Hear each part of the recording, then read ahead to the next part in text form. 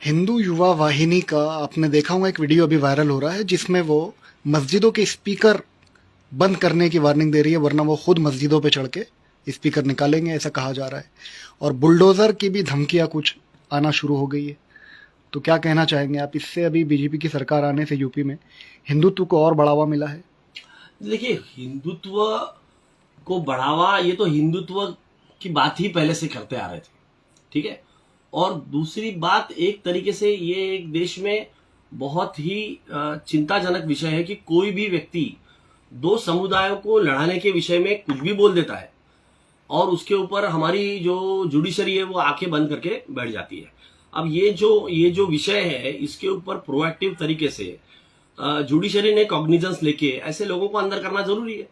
और उसमें भले ही वो बड़े से बड़े लोग क्यों ना हो, हमने हमारे इस देश का इतिहास देखा है, इसमें यहाँ बड़े बड़े लोगों ने ऐसे गलत स्टेटमेंट्स दिए, चाहे वो पहले वो अडवाणी हो, अटल बिहारी वाजपेयी हो, ऐसे भी लोगों ने बहुत बहुत वहां पे बाबरी मस्जिद दहाड़ते टाइम पे जमीन को समतल करना होगा और ऐसी वक्तव्य दिए हैं जिनके जिनके विषय में जुडिशरी ने कुछ भी नहीं किया।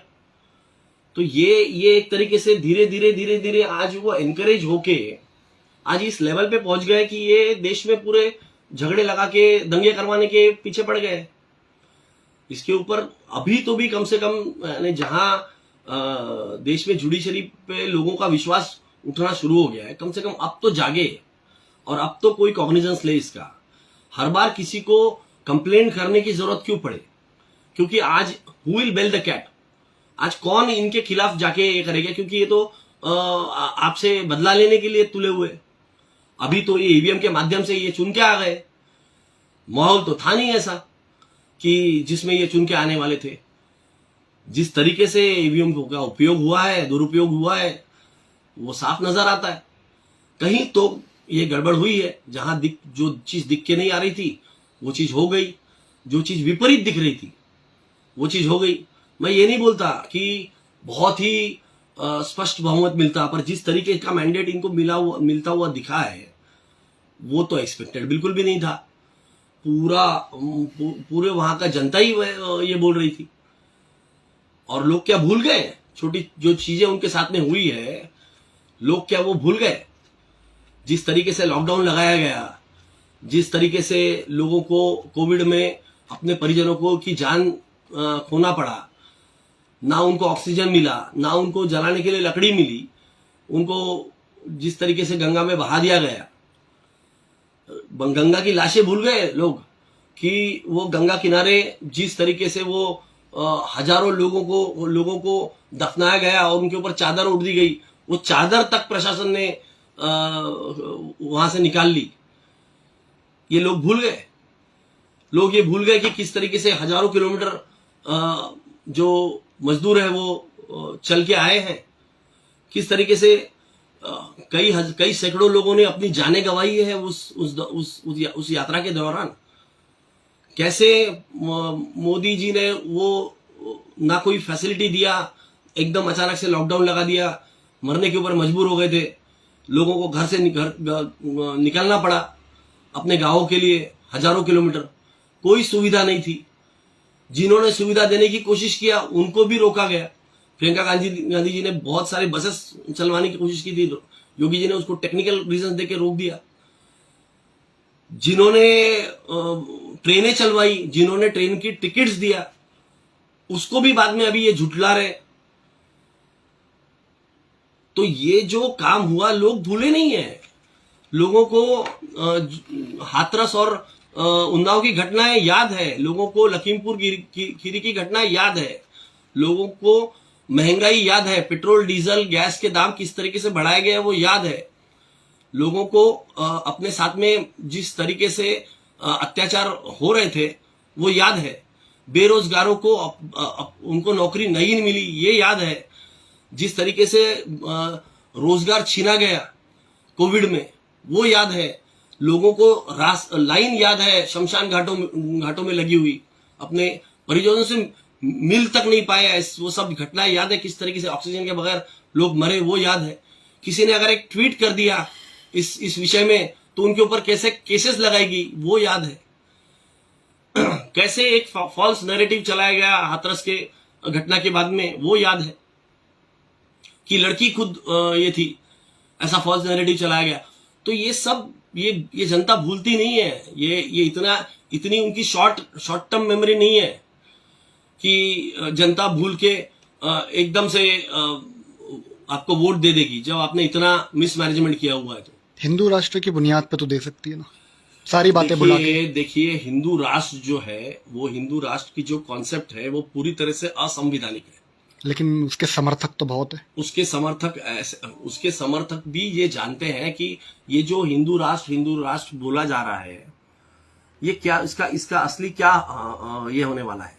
उन्होंने देख लिया है ये कि आपको मदद करने के लिए आपका पड़ोसी आ रहा है, कोई भाजपा का नेता नहीं आ रहा है। वो आपका पड़ोसी अगर मुस्लिम हो या हिंदू हो, वो ही आएगा आपको मदद करने के लिए। कोविड के समय में उन्होंने देख लिया ये बात।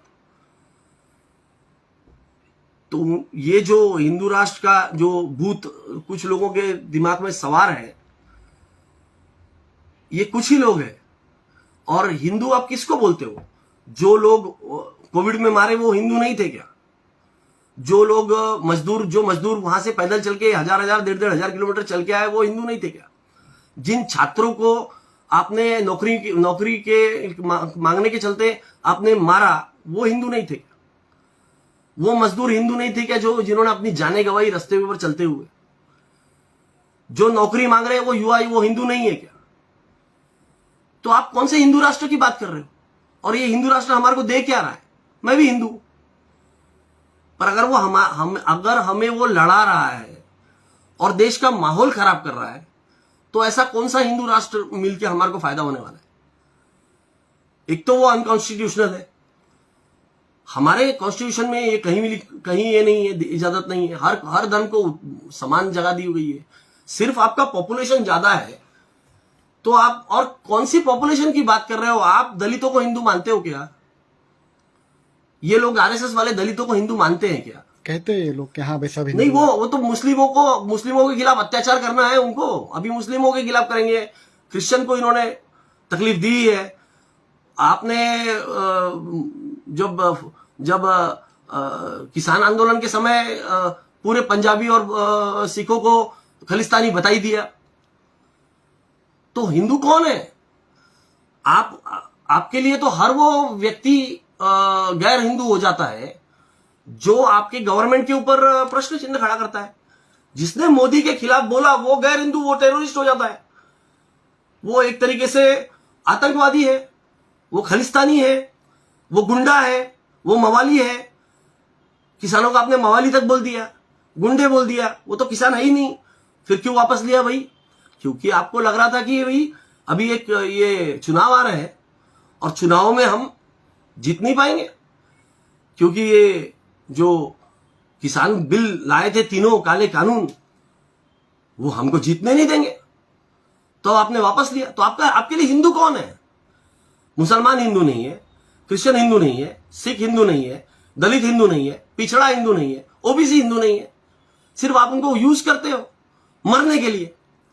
जहां जहां आंदोलन होते हैं वहां पे वो सामने ये पूरे के पूरे पीछे रहते हैं और सामने मरने जाता है, गोली खाने जाता है ओबीसी आदमी। हर आंदोलन में आप देखो किनको यूज किया है इन्होंने। कभी बना है ओबीसी व्यक्ति, कभी इनका सरसंचालक बना है आरएसएस का? किसी को बनाया है? तो फिर ओबीसी दलित ये इन लोगों का साथ क्यों देते हैं? ये बरगलाए जाते हैं। ये इनको ये एक प्रोपोगंडा के तहत ये बरगला रहे हैं। जब इनको देने की बारी आएगी तब इनको पता चलेगा।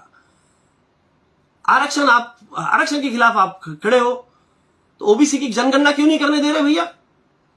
अगर ये ओबीसी के साथ में है, ओबीसी को आप अगर हिंदू करार दे रहे हो, तो फिर आप उनकी जनगणना क्यों नहीं करने दे रहे? क्योंकि आप जानते हो कि ओबीसी की जो जनगणना हो जाएगी तो 50-60% के ऊपर देश में ओबीसी निकलेगा। फिर आपको जनगणना के हिसाब से उनके प्रोपोर्शन में उनको नौकरियां देनी पड़ेगी। जिन नौकरियों के ऊपर आप काबिज करके बैठे हो जब से देश आजाद हुआ उसके पहले से। देखिए, आप इतिहास देखिए, ये मुगलों के समय में भी यही लोग मुमनीन थे जो आज ये आरएसएस की चड्डी पहन के घूम रहे। अंग्रेजों के समय भी यही लोग नौकरी पे थे।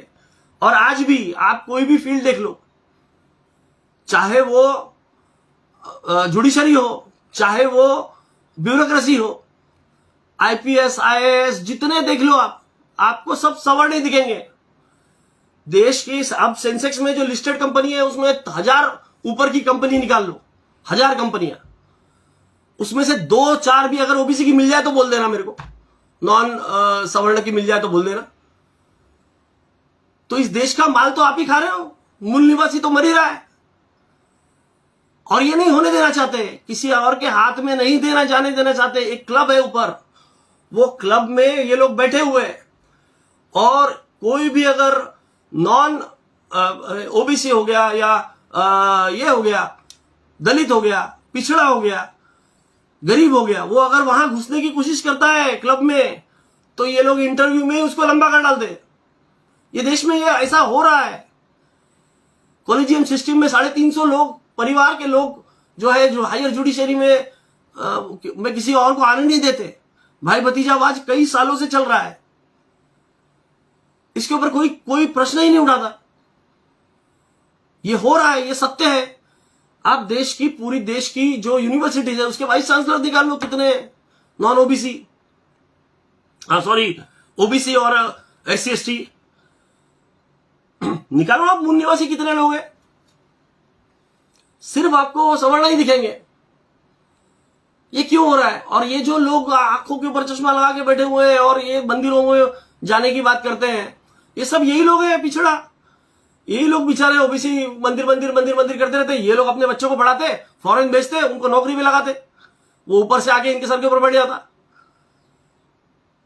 ये हो रहा है, ये डाटा है, स्टैटिस्टिक्स है। इसीलिए ये लोग आरक्षण के विरोधी है, क्योंकि मालूम है कि आरक्षण एक ही माध्यम है जिसके माध्यम से ये पिछड़े लोग जो है, ये एससी एसटी ओबीसी पिछड़ा आदमी जो है वो थोड़ा सा ऊपर उठ सकता है। ये इनके गुलामी से बाहर आ जाएगा, इसलिए आरक्षण विरोधी है।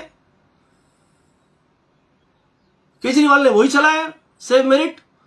और अब बोलता है कि भैया जितने भी गवर्नमेंट ऑफिसर्स रहेंगे वहां पे बाबा साहब अम्बेडकर का फोटो लगाएंगे। अरे भाई, बाबा साहब अम्बेडकर की नीतियां अपना ना, फोटो लगा के क्या मतलब है? किसान विरोधी पूरा काम किया। तीनों बिल में से एक बिल तो उसने खुद ने पास करवा दिया, एक शब्द नहीं कहा किसानों के फेवर में। 700 किसान आपके बॉर्डर के ऊपर शहीद हो गए, आपने कुछ नहीं किया।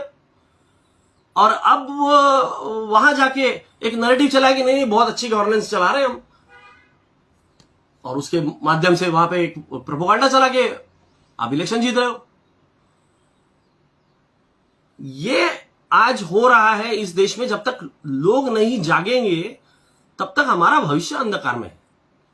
ईवीएम में सेटिंग के साथ साथ लोगों के माइंड में भी सेटिंग हो चुकी है, चिप लग चुकी है हिंदुत्व की। आपने सही कहा।